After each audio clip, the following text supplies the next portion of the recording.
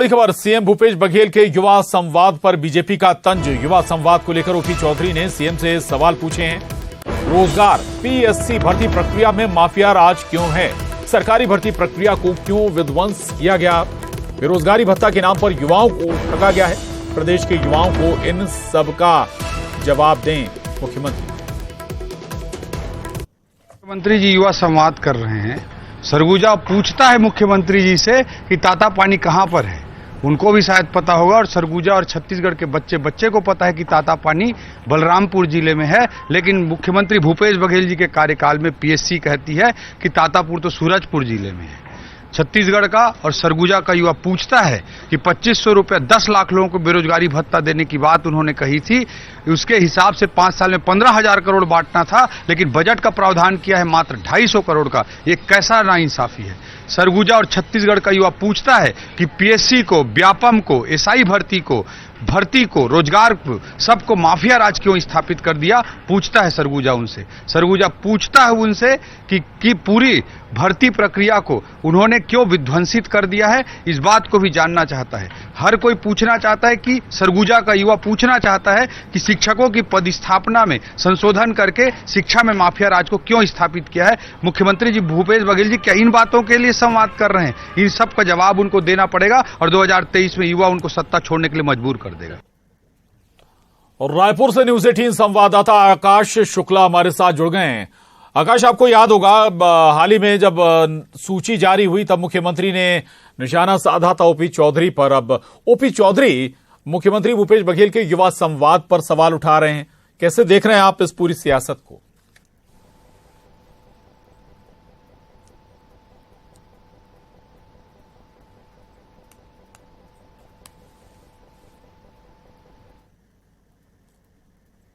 को रोजगार देने के बदले उन्हें ठगा जा रहा है।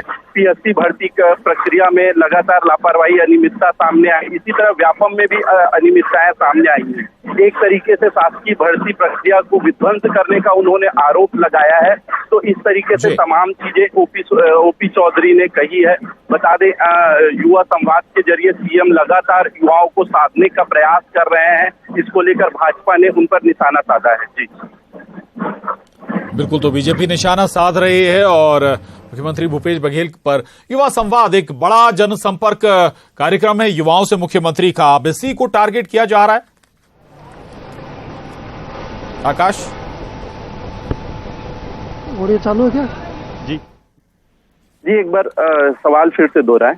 आवाज बिल्कुल। इससे क्या कांग्रेस युवाओं को साधना चाहती है? दूसरा ये कि बीजेपी को भी शायद ये डर है कि इस आयोजन के जरिए युवा कांग्रेस से जुड़ेंगे।